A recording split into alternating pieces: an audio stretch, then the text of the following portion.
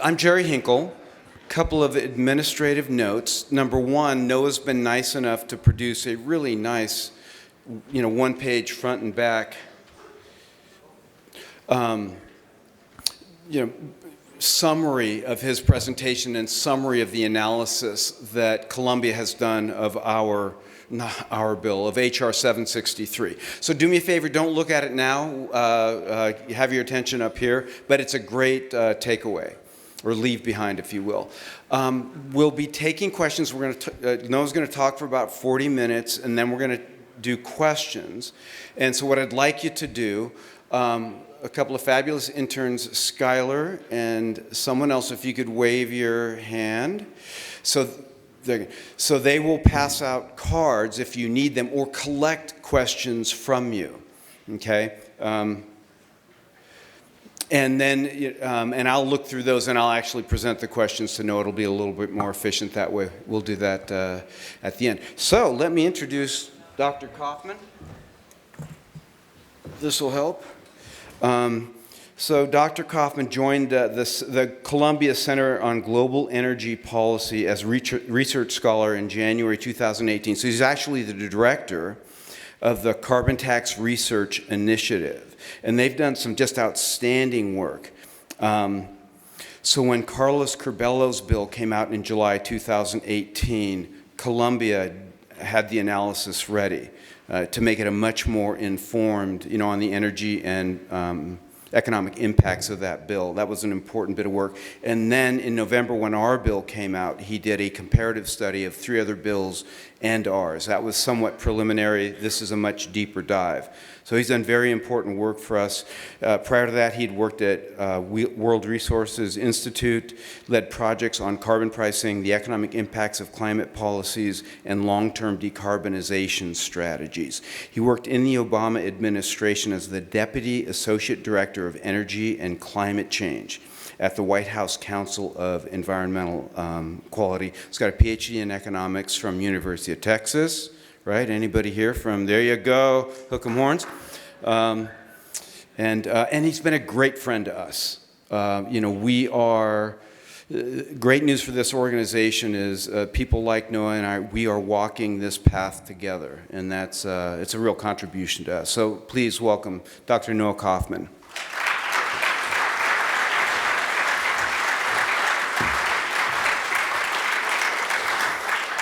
Thank you, Jerry. This is so cool that you guys are all here and this event that you're all put on. I'm very excited to be here. That was a very generous introduction. I should say it's probably obvious, but I did not do this work anywhere near by myself. Actually, my colleague Peter Marsters is right there who has helped with the work. And it's also, we have partners at the Rhodium Group. And I'll talk more about them in a minute, but this is sort of a collaborative effort. This work I'm going to show you. So I should have tried and made sure this worked to begin with. It does. Terrific. Okay, so Jerry sort of introduced us already, but we're the Center on Global Energy Policy. So we are part of Columbia University.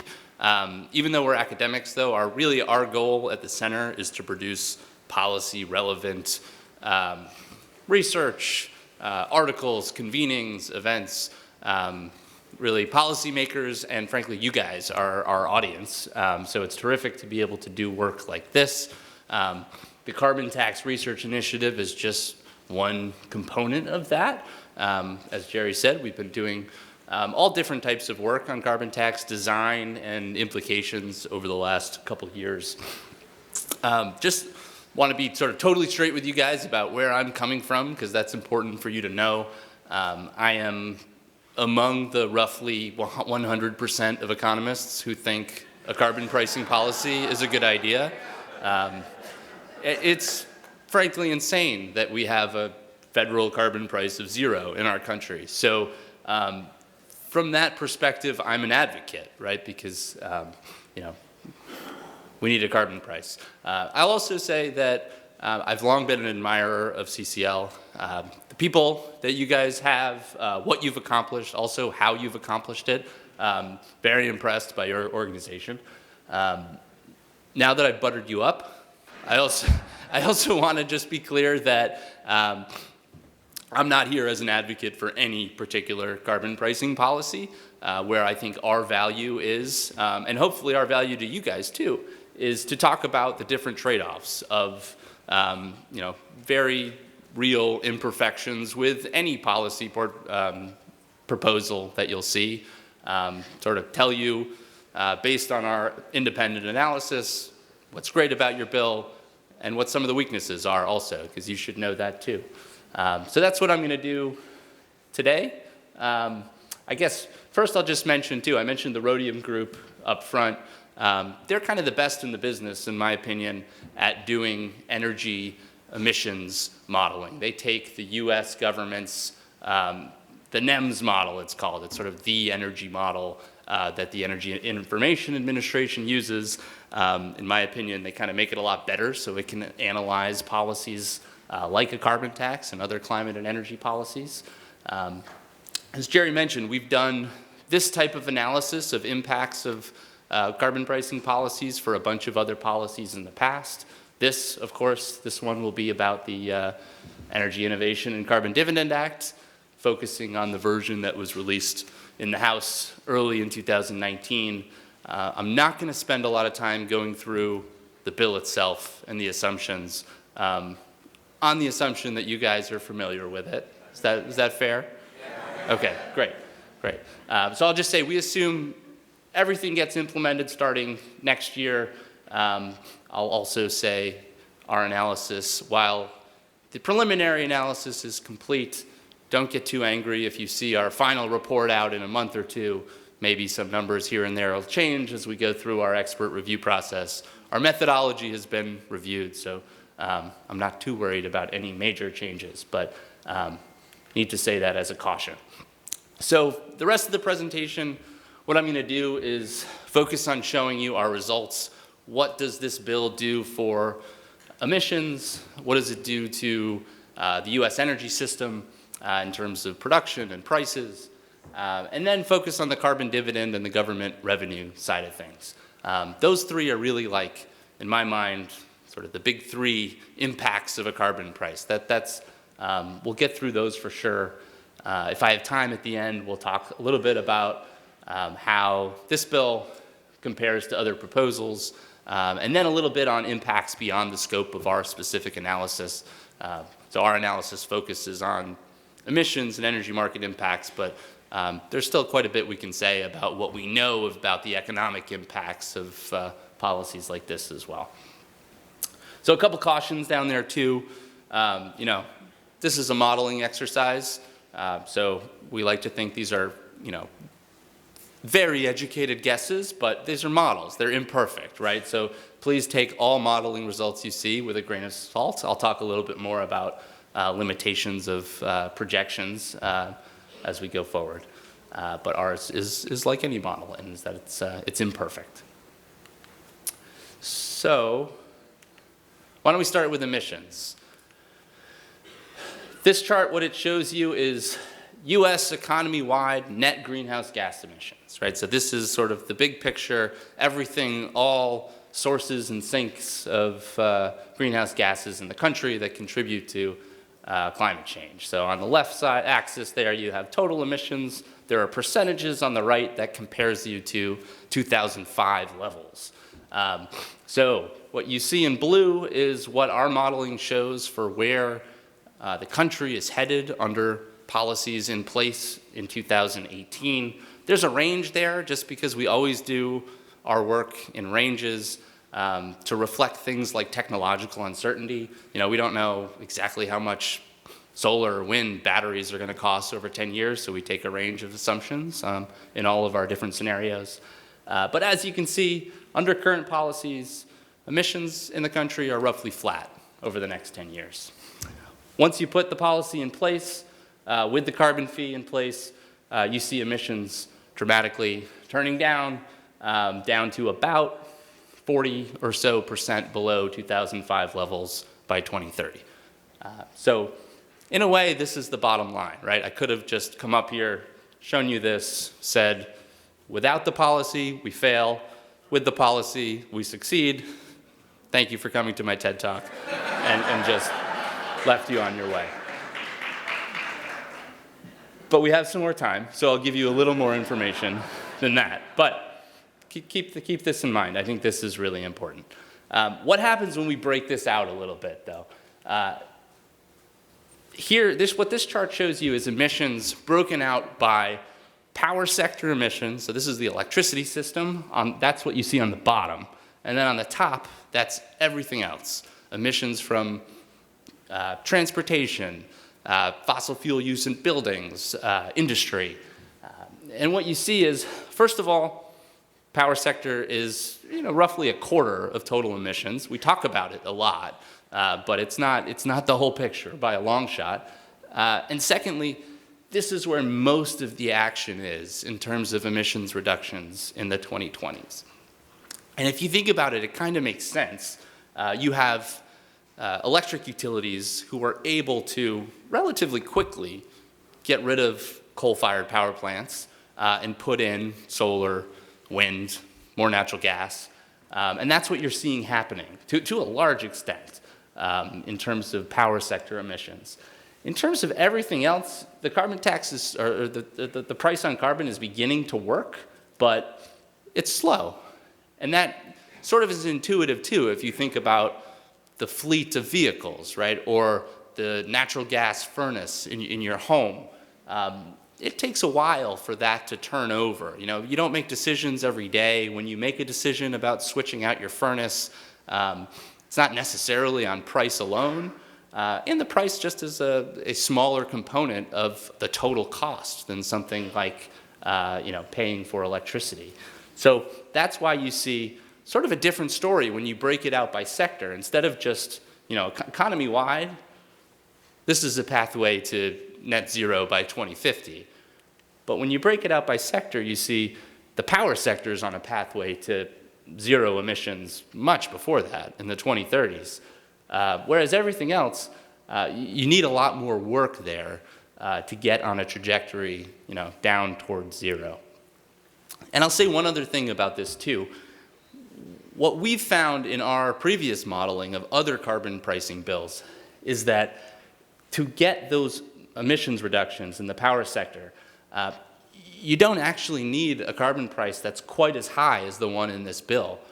We looked at proposals that started at, it's a different trajectory. It starts at maybe $50 a ton, goes up to $70 or $80 a ton. You get similar reductions in the power sector in the 2020s from that kind of bill as you do from this bill that starts at 15 and goes up over $100 a ton by 2030. Okay, so before I go on to the next slide, I wanted to say just a few words about why you should be somewhat skeptical of any sort of modeling results that you see like this. And I hope a lot of these are sort of intuitive when you think about it too. Number one, we can't predict the future. That's pretty intuitive, right? We know over the next few decades there'll be changes in energy technologies, markets, preferences that we can't predict today. And models like this, or any model you see, they don't try to do that. They're sort of static. They assume the structure of the energy system will stay the same. In fact, when you put a price on carbon, one of the main reasons for doing that is to channel that productivity or that innovation in a low carbon direction. So we're not going to be picking up on that sort of induced innovation in a model like this either. We assume, sort of a separate topic here, we assume that consumers will react to a carbon tax the same way that they react to any other price changes. It's actually easy to imagine that that wouldn't be the case, that you'd have a policy and it would be seen, the price change would be seen as sort of, you'd notice it, it'd be perceived as more permanent than maybe your day-to-day fluctuations in gas prices. We don't factor that in. There's also the point that U.S. policy is going to influence action around the world. That's, this is a global problem. That's why we put in place climate policy. Our modeling sort of looks at U.S. action in isolation, and even though we do include international trade, we don't account for the effect the U.S. policy could have on greater action overseas, and therefore sort of the implications that could have for fossil fuel markets, for example. So might be getting into the weeds, but all of these things I bring up to say, number one, there's a lot of uncertainty in these results. And number two, a lot of them tend to point into the direction of a carbon price being more effective at reducing emissions and the energy system being more flexible than models like this one tend to portray. So I wanted to bring that up before showing the next slide, which does take a slightly longer term view. And essentially what this slide does is shows you in green, again, that's our modeling results for total emissions. Now out to 2035, or this is emissions that are actually taxed under the policy. And then what you have in black here is the emissions reductions targets that are stipulated in the bill itself. So this is sort of the pathway to 90% by 2050, which is the metric I'm sure you're all familiar with. And what we find is that the taxed emissions stay below the emissions targets throughout the 2020s, but by the 2030s, because of the reasons I mentioned earlier, outside the power sector, you see taxed emissions rising above the emission reduction targets. So, could be because our model is underestimating the sort of flexibility of the energy system. Or it could be that there's these real factors in sectors outside the power sector that means really any price on carbon is just going to have a limited effect. There are sort of non-price barriers in the way to progress. So, as you probably know, what happens in the bill, if taxed emissions fall above or rise above this path, that means at some point in the 2030s, the tax rate starts to go up faster. It also means that I think it's EPA or government regulations come in to sort of fill in the gap and mandate that you get to 90% by 2050. We didn't model that. This is just sort of an implication of our output. I will say, if you believe that scenario to be true, it arguably makes a lot more sense to put those other policies in place earlier on, right? So if you're talking about policies in these other sectors up here, transportation, turning over the vehicle fleet to a clean vehicle fleet, buildings, making sure we have electric heat pumps heating our houses instead of furnaces. These are sort of long-term, sort of big innovation challenges, infrastructure challenges that are going to take a long time. So that's an argument for saying, let's not wait until the 2030s to put in place some of these other policies that we might need to get to sort of a deep decarbonization outcome in 2050. So that's all I'm going to say about emissions for now. Moving on to energy market impacts. So I work at an energy policy center. So we have a lot of great detail underlying these results, and I'm happy to answer questions about it. But I just wanted to point out a couple different sort of high-level findings here. Number one, the impacts on coal. So a lot of you probably know this, but if you look at 2030 production of coal, what you see is, so the blue bars here is where we're headed today under current policies. There's this, I think a lot of people have this sort of coal is going away feeling, coal is dying in our country. It's really not totally dying. We're still producing a lot of coal today. It's about a quarter of our electricity generation. Our modeling suggests it's going to go down a little bit, but really only gradually over the next decade. If you were to put a carbon price like this one in place, it falls pretty close to zero, basically zero in the power sector, and really falls off a cliff in terms of overall coal production. So there's two sides to this to think about. Number one, coal is by far the most harmful of the fossil fuels, right? It's the most carbon intensive. It has the most harmful other impacts in terms of air pollution as well. So that's an enormous win for this bill to reduce those down near zero. On the other hand, important to keep in mind that the production of coal in the country is also very geographically concentrated. Not a lot of places do it. It's not a huge industry, but where they do, in Appalachia, in Wyoming, Montana, you see towns and counties that really rely on coal production. So not just workers, but you have governments and schools funded on coal industry revenue. So we haven't gone any deeper than that in terms of this analysis, but it's just an important implication of the policy to keep in mind. Wrong way. Electricity generation. So we talk a lot about where our electricity comes from. As I showed earlier, that's where most of sort of the change happens in the 2020s because of the bill. What these pictures show you is 2020 and 2030, both under current policy and under the carbon fee. Where is our electricity coming from? So the takeaway here is to look out at this slide all the way on the right here. So in 2030, under the bill, what you see is coal basically gone out of the electricity system. And you see it being replaced by renewables. That's a lot more wind. It's a lot more solar. And we even in our modeling see quite a bit of carbon capture and storage with natural gas coming in as well. And you have less natural gas without carbon capture and storage, which combined makes for a grid that's not 100% clean, but something along the lines of 75% clean by 2030. Keep going the wrong way. All right, so finally, energy prices. So you all know that a carbon price is going to increase the price of energy, right? That's the whole point. You make it more expensive, people use less of it.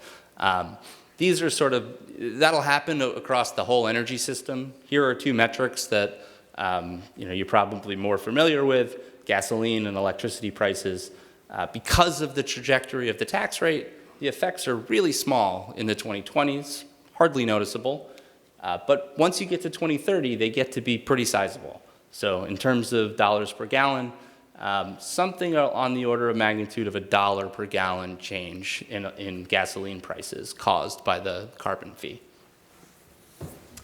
So this is where you probably know if you're going to see the opposition to a bill like this, this is where the focus is. Energy prices go up, and that will have real effect on consumers.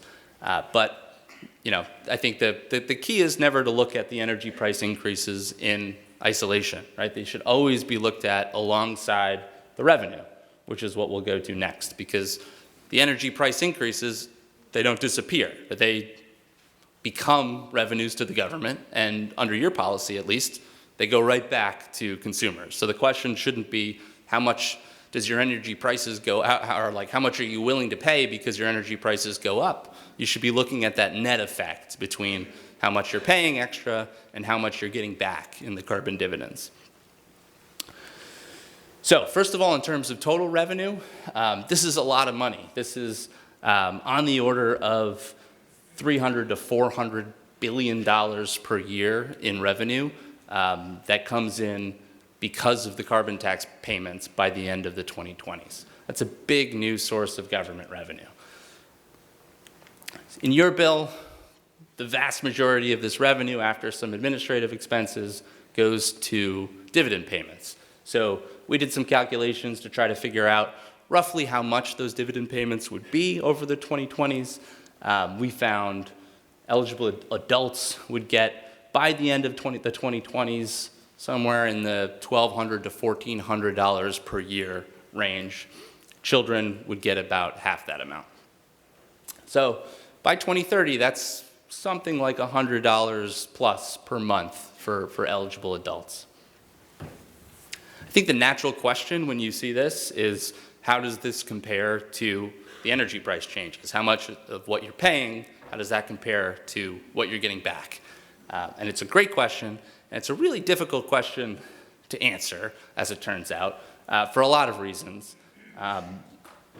But one thing we did was just to take a look at total energy expenditures in the country without the policy and with the policy, and divide that by the total population.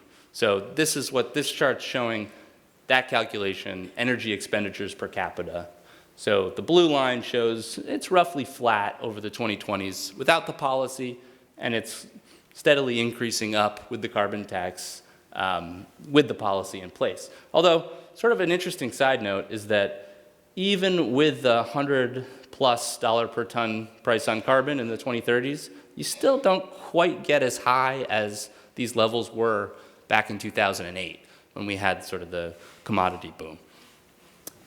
But in any case, the natural comparison, I think, is to say how much on average are people paying more because of the carbon price versus how much are they getting in the dividends.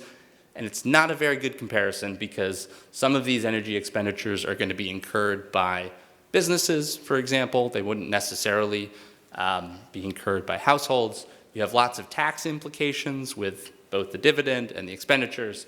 And the regional variation in a lot of these things is huge. So I really shouldn't do this, but I know you want to see it, so I put them on the same graph anyway. I wanted to give the people what they wanted here. And what we see is in 2020, the increased per capita expenditures are a bit larger than the annual dividend for the adult, and that flips in 2030 where you have the annual dividend a little larger than the per capita expenditures. So I would take the exact numbers with a grain of salt. I'm not sure they mean much, but to sort of say on a rough order of magnitude, the dividends are offsetting the energy price effects is fair.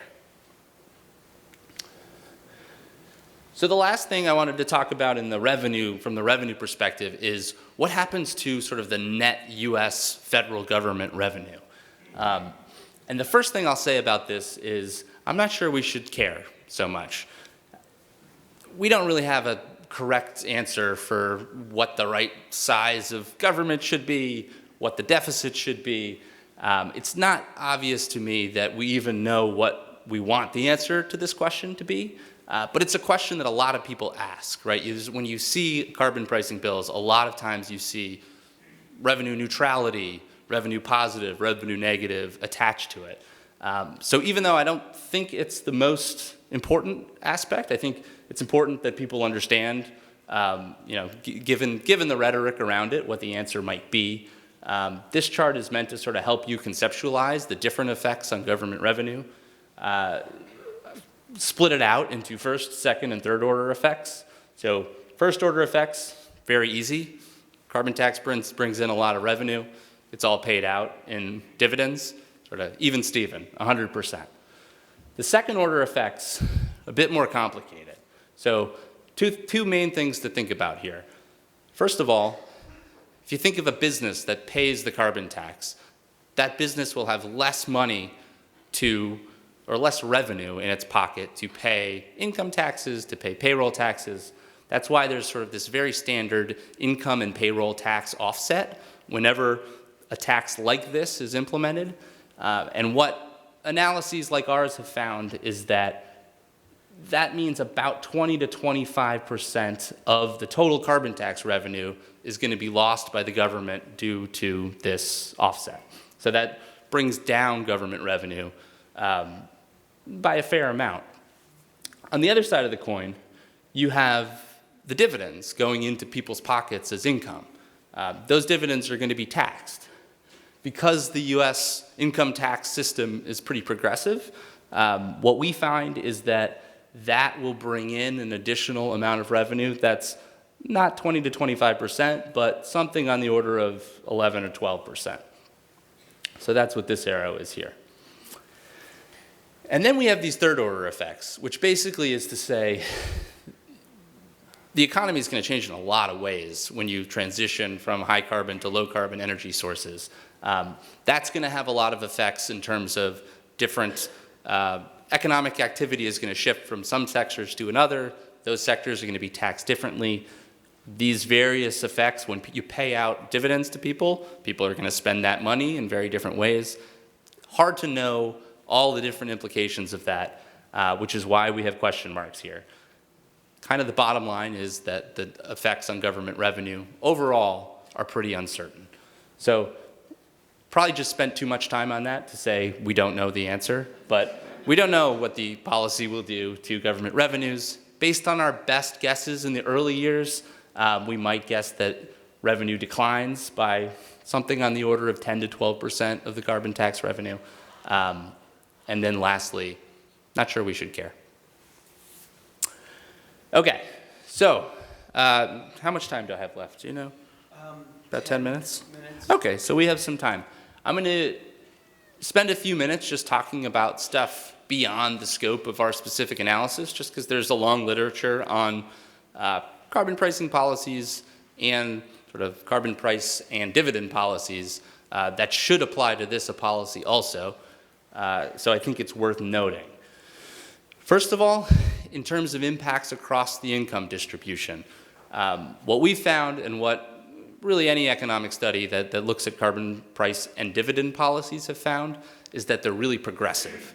So what that means is that low and middle income households will receive a lot more in dividends than they pay in extra additional energy expenditures because of the carbon price. And the reason for that is that rich people buy more of everything, right? So poor people don't spend as much money on energy, commodities, anything else. So they pay less of the carbon fee, but they receive the same amount in dividends. So they, on average, come out way ahead. Second thing, in terms of macroeconomic impacts, so this is trying to take a look at what are the effects on GDP, gross domestic products, total investment and consumption across the economy. And if you think energy modeling is uncertain, economic modeling is sort of an added level of crystal balls that you have to whip out to figure out where the economy is going and how specific policies will change them. But we've tried, and other places have tried too. And what we tend to find when we do these sorts of studies is that, first of all, you sort of start with the one on top, which is if we're looking for a way to reduce emissions, price on carbon has to be involved if you're talking about sort of a cost-effective strategy. Not sufficient in itself, but it's sort of a necessary component of a cost-effective strategy. And then number two, if you're looking at sort of just sort of like we were doing before, a carbon pricing case versus a no policy at all case or a current policy case, when you use the revenue for dividends, you show small negative impacts on gross domestic product. And the reason for that is because essentially you're putting a constraint on the economy, you're sort of not letting people use high carbon products, and you're paying them money back, you're giving the money back in terms of dividend, but you're not using the money in a way that changes the structure of the economy in sort of a pro-growth way.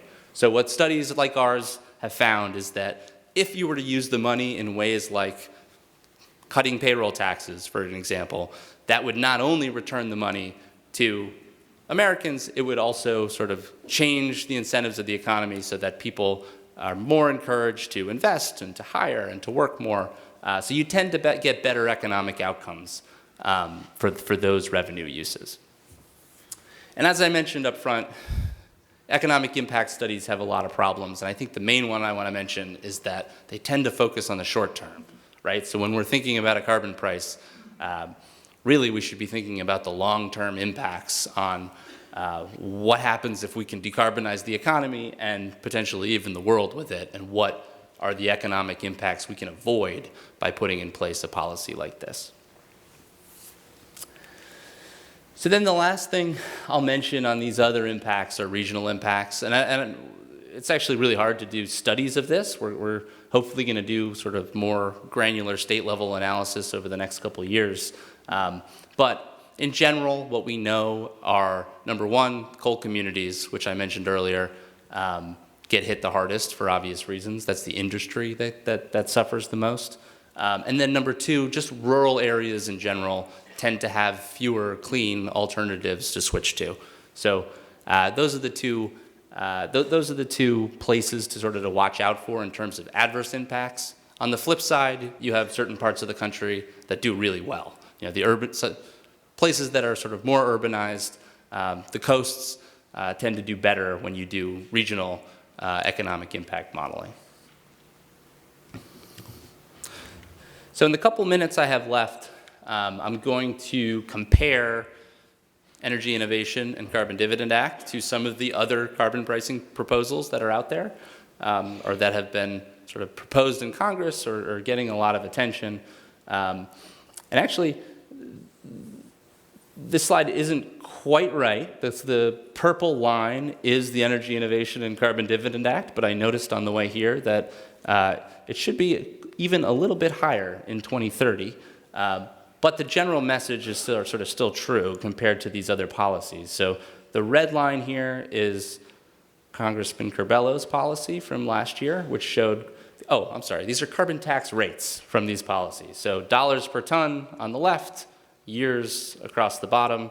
So you have Curbello bill with relatively low carbon tax rates.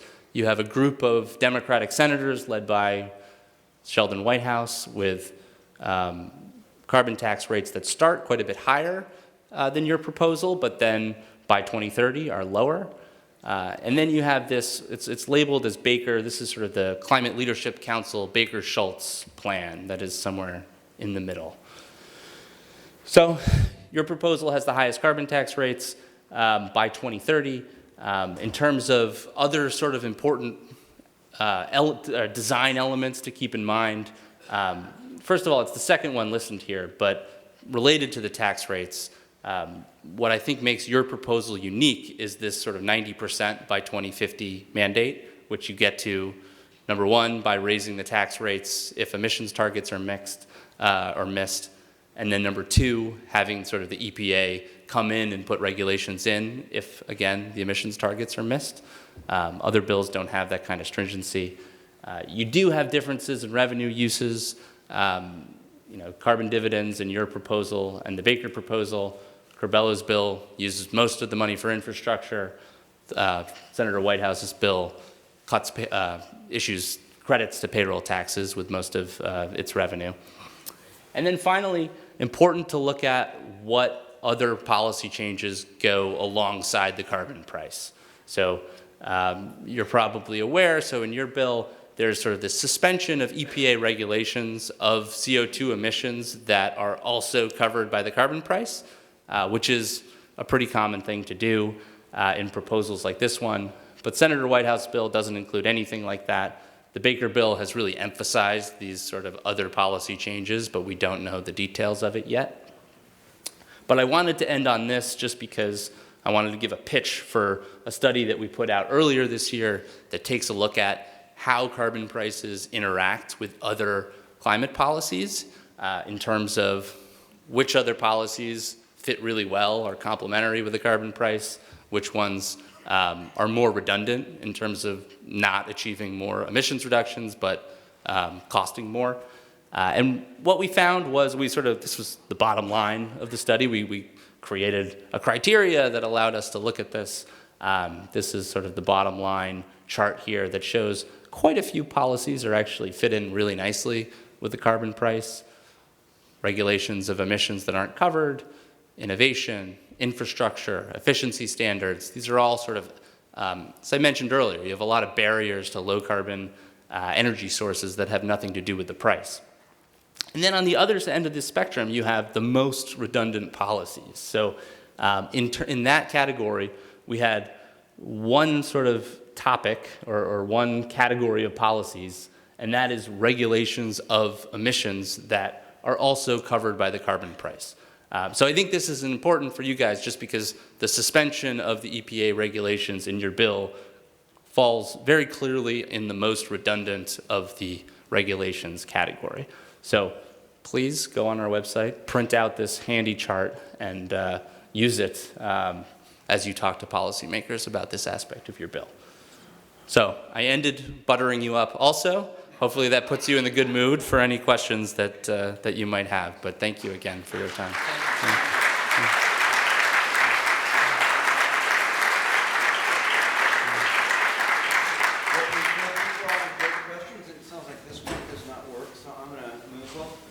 I'll just yell loud for the first one.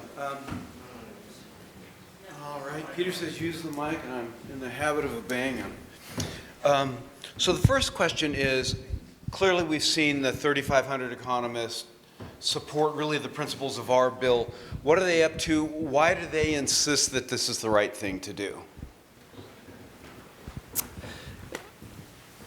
Yeah, I mean, that's a good question. So I think you start with the premise, you don't want your economists to be studying climate science, right? You want your climate scientists to do that. But once you've established that climate change is a problem and that we have the ability to solve it by reducing our emissions, That's where you bring economists in to say, how can we do this in the most cost-effective or economically beneficial way? And what economists have long realized is that the carbon price is the only way to ensure that you're encouraging emissions reductions wherever and however they can be achieved at the lowest cost, right? If you use any other sort of policy structure, if you say emissions have to happen in this place or using this technology or in this sector, you're going to get some low-cost emissions reductions and some high-cost emissions reductions, but you're not going to have the carbon price sort of ensuring that you're achieving those emissions reductions at the lowest possible cost. Very nice, thanks.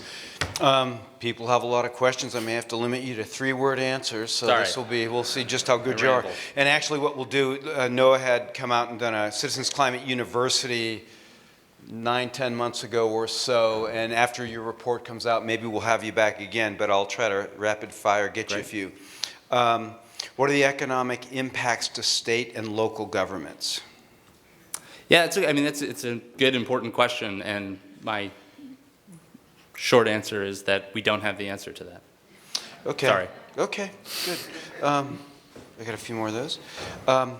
Will you estimate the impact on income quintile, or by income quintile and region in your report? So we don't do that in this specific report. We do have previous work that has looked at those questions, or at least the questions about impacts across the income distribution for various hypothetical policies, including sort of a fee and dividend structure. So as I mentioned before, anytime you use the revenue for equal dividends, what you're going to find is low-income households do really well. Middle-income households do pretty well. And rich households do not as well. And you'd expect that to happen with your proposal also. Regional impacts we haven't done yet. And I don't think anyone has done a really good job of that. So that's why we're sort of making that an emphasis of ours in the next couple of years. Okay, great. How do your results differ from the REMI study, which I know you're familiar with? It's been a while, to be honest, since I've looked at the REMI study. So my understanding of the REMI study was that it was more of a economic impact analysis. So I don't remember the details of it off the top of my head, but a model like REMI is going to look at more macroeconomic outcomes where we have a very granular energy sector model that's going to be sort of better suited to look at the emissions and energy market impacts that I spent most of the time on here. Okay. How can we reduce greenhouse gas emissions from land use? So I have a reference for you, which is everyone should take a look at the U.S. mid-century strategy for deep decarbonization, which is a study I got to work on the energy sector component of when I was working at the White House a few years ago. Best work I've ever seen on this topic in terms of how do we get to a low-carbon economy, both on the energy side and then, in this case, in terms of land sector strategies. But I am not an expert on the topic, so I'm not going to speak to it. Okay. The U.S. mid-century strategy for deep decarbonization. Very good. What are the shortcomings of cap and trade in the minds of economists? That is a leading question. I mean, in terms of sort of carbon tax versus cap and trade, these are both carbon prices. So everything I talked about at the beginning in terms of the need to put a price on carbon, these are both ways to do it. I think they're far more similar policies than they are different. They just, cap and trade, you have more markets you have to set up. You have less uncertainty on the emissions side. You have more uncertainty in terms of what the price levels will be. I think the important thing about a carbon price or a carbon tax is that it gives you some upside in terms of all the things I mentioned about why we might think a carbon tax is more effective at reducing emissions than sort of our models suggest, means that we get to capture those additional emissions reductions after we put the policy in place. With a cap and trade policy, it's great if you set your emissions caps well to begin with at sort of the target you want. But a lot of times in the real world, we've seen emissions caps that have been set not all that stringently, and then you have a hard time reducing emissions below that because you've set your emissions cap, and the policy doesn't let you take advantage of that sort of additional innovation effect that you would have on emissions. Great. Are you able to consider in the model that you just showed the impacts of extreme weather and the increased costs on government, as well as the costs of additional health care required because of the emissions? No. All right, you know, that was kind of a setup. So, have there been studies on the effects of the border carbon adjustment on international trade, on consumer welfare? Oh, I'm glad you mentioned that, because that's something that I forgot to mention at all in my presentation. So we do have sort of a proxy for the border carbon adjustment in our model, but it's a relatively crude proxy. Essentially, what the border carbon adjustment does is take the most energy intensive products and protects U.S. competitiveness in terms of the production of these products. And they do that by putting basically a carbon fee on imports of the products and provides the same rebate to exports of the products, which is intended to hold U.S. producers harmless in the face of a policy like this, and also prevent them from jumping overseas, avoiding the regulation, and missing out on sort of the global emissions reductions. So I say that just to say we did model it just to make sure you didn't have this sort of leakage of emissions or competitiveness impacts in the model. But we haven't specifically, I think the answer to that specific question is no, because we're assuming the border carbon adjustment works very well in the model that we have in place here. It's complicated in reality, trying to figure out how specifically to put in place these assumptions that will sort of appropriately account for the policies that other countries have put in place to make sure you don't start a trade war bigger than the one we already have by taxing other countries' products. So I do think it's an area that needs quite a bit more study. Great. I think you've answered this, but I'm getting a couple questions along these lines, so you may have to sort of underline something. Would low-income households tend to have a higher marginal propensity to consume, spend more of the money? If they're getting more money and they're spending more of that, wouldn't that be net stimulative, and therefore shouldn't GDP grow as a result of the policy? Well, I mean, I agree with the first part of that. I don't have any numbers off the top of my head, but it's certainly intuitively true that you give low-income households, they're going to be more likely to spend, less likely to save.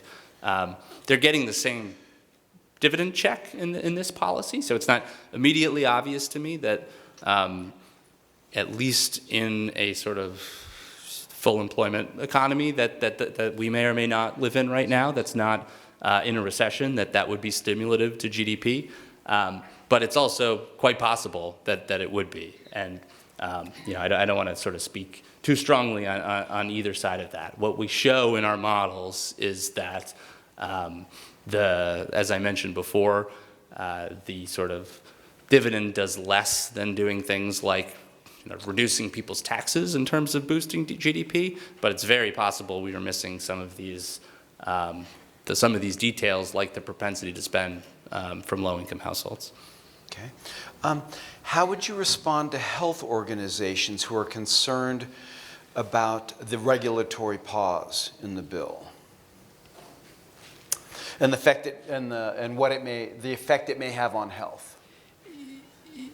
I mean, I think the answer should be, the way the bill is written, that it shouldn't have any effect on health regulations, because the way I understand the bill is that you're only putting a pause on CO2 emissions regulations, and carbon dioxide doesn't have any sort of local health impacts, number one. And number two, the carbon price is probably going to incentivize quite a bit more change than the types of regulations that we've seen the Clean Power Plan, for example, in the power sector, the effect of the carbon price would just swamp that. So for those reasons, I don't think that this is a concern unless you're not regulating. I guess two things would have to be the case. Number one, you would have to be not regulating these other pollutants properly. Like we have regulations in place under the Clean Air Act that are supposed to take care of these local air pollutants. It is easy to argue that they're not stringent enough, so you have the carbon price reducing other emissions and you absolutely get these benefits from them. But like I said, you'd also have to assume that these other regulations were going to do more than the carbon price to sort of incentivize change from consumers and businesses, which carbon prices at this level, I just wouldn't be worried about. Very good. What sector of the GDP does your model indicate takes the most significant hit under carbon fee and dividend? Well, so again, this isn't an economic impact model that we ran, so we don't have GDP results for you. But in the previous studies that we've looked at, the economic impacts, if you look on a sector-to-sector basis, are very focused on the sort of energy sector and economic activity that comes out of the energy sector, and then even more granular than that, coal. Right, coal is where the big impacts are in the early years. So, when you talk about energy prices, the carbon price being factored into the price of energy being passed along to the price of consumer goods, it's all really small. Not the case with coal and the effects on coal communities. So that's just what I want to emphasize in terms of the regional or sectoral impacts. Okay, and there's a corollary question: would the industry impacts be significantly different under a tax swap, say a payroll tax swap? I wouldn't expect them to be under a payroll tax. I mean, unless you're swapping taxes for a specific industry. No, I wouldn't expect them to be a lot different. Okay. Have you modeled the capital stock impacts and the ability of the economy to generate capital investment required to make the energy consumption transition?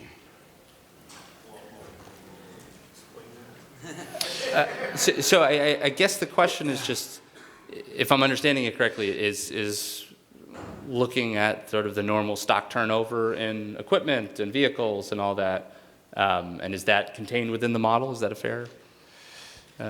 Yeah. Please. Yes, please. There you go. Yeah, well, I mean, so the beauty of the price on carbon is that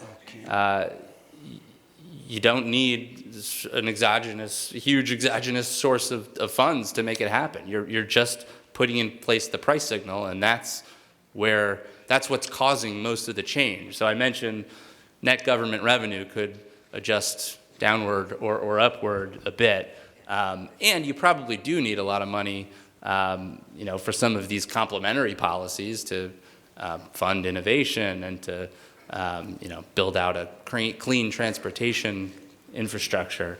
But you're raising the money with the carbon price. You could use that and. Sure. Does your model reflect the idea that there's only a certain amount of capital to invest in renewables and other infrastructure in the power sector in order to get the reduction in emissions that you show? Or does it just sort of assume that if we need to build wind farms, then we're going to build wind farms? Because it could be possible that each individual project would pencil out, and you should do them all, but that there's not enough capital to do it. And did everybody hear and understand the question? Just to make sure. So I think that's. What's in your model? Does your model help us understand that? Right. So the issue is, even though the incentives are in place to do so, or the prices might suggest that you should, is there enough capital available in the economy, or or to just fund the specific projects you need to achieve the emissions reductions that we're showing here. And the answer is that in a model like this, or in most economic models, you're going to have sort of prices change to create the amount of capital that you would need. I mean, you could imagine that there could be liquidity constraints somewhere that wouldn't be captured by any model, but in general, it's not something I worry too much about, because in a well-functioning economy, absent a lot of sort of the parts of the markets don't work perfectly, and I don't want this to come off like I think they do, but I do think we have mechanisms in place that will draw investment to sort of low-cost opportunities to produce electricity, and to if you're an industry, you're going to be looking for those low-cost opportunities to run your business and to minimize costs while you do it. Comment on the rate of increase in the under this particular bill. The rate of carbon tax increase, the $10 a year. Yeah, well, it's unique in a way, at least in terms of a lot of proposals that are out there. I don't think there's a right answer for how fast or slow you should ramp up your tax rates. I think you guys would know this better than I would, but my sense of the reason for a rate increase like this is mostly sort of to make it gradual, so it's not a shock to the economy on day one that you would have big price changes. So to some extent, if I were arguing for something like a $50 per ton tax to start with, I would say that you pass a bill, you have some time before people realize it's coming in, so it's not really like you find out about it and the next day prices go up. There's going to be some gradualness to it, but I definitely think this goes a step further and says we want to sort of not, we're not looking to create an abrupt shift in the economy. We're looking to gradually but rapidly evolve to a low carbon economy, and I think that's the reason behind the tax rate acceleration. But I guess if the question was from like a first principle standpoint, do I have an opinion on it? Not really. Okay. Just a couple more questions, and we're going to let you stop and sit down and get a drink of water at some point. And thank you so much in advance. Obviously, we could not get enough of you, and we will hope to have you back in some way, shape, or form. I'm getting a number of questions on, you did analysis to 2030 and a bit beyond. What can you tell us about 2030? And you may have a thought as to the reliability of that information and why you don't focus on it in this analysis. You mean beyond 2030? That's beyond 2030, 2035, yeah. Yeah, so I mean, you should run models like this for as far as you're willing to project out technological change and changes in preferences and things like that. So to my eyes, 2030 is even stretching it, 10 to 12 years. I mean, if you think back 10 to 12 years ago, where are we, like 2006 or 7? A lot of things we wouldn't have been able to predict back then. And I'm guessing any 10 or 12 year period, you'd see the same. So that's why we're pretty consistent about sticking to sort of the first 10-year window for analyzing policies like this. It's also useful to sort of keep the long term in mind, right? We're not getting to zero by 2030. This is a long-term problem. So we don't by any means mean to imply that we shouldn't have a long-term perspective on this. But I do think it's important, at least when we're taking a quantitative look at what the impacts might be, to focus in on sort of where we can reliably project them. Great. Well, it is 5 o'clock, and but before we go, just a couple things I want to plug. So we will be looking at economic impacts and this analysis a little bit more closely this Thursday night at the next Citizens Climate Lobby University. NOAA won't be there. Again,